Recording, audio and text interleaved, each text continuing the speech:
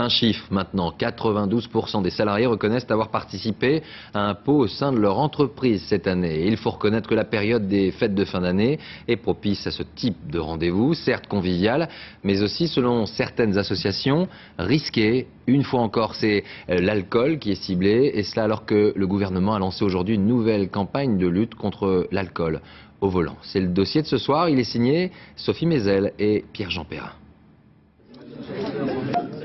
Fin de journée, un pot d'entreprise pour fêter la fin d'année. Quelques bouteilles de champagne, pas de soda ou de jus de fruits à l'horizon. C'est que dans l'inconscient collectif, un peu d'alcool participe à l'esprit de la fête. Mais est-ce bien légal ?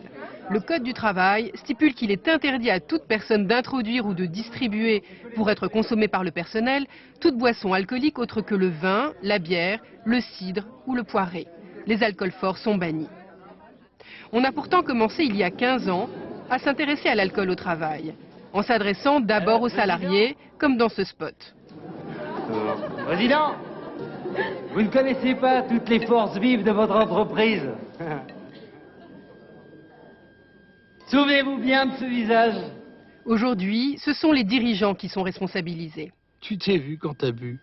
Si le chef d'entreprise n'a pas respecté ce devoir de prudentiel et qu'en particulier en laissant s'établir un pot dans lequel l'alcool était servi à profusion, qu'on a laissé boire des gens au vu et au su de tout le monde et qu'on savait qu'ils étaient dans un état second et qu'on les a laissés sortir, là le chef d'entreprise peut être tout à fait inculpé puisqu'il n'a pas usé de son devoir de précaution.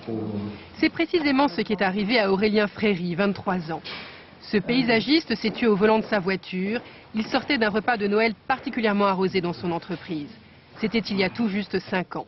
Et ce repas a duré jusqu'à 17 h. On lui avait annoncé une promotion, il était en vacances, il était content.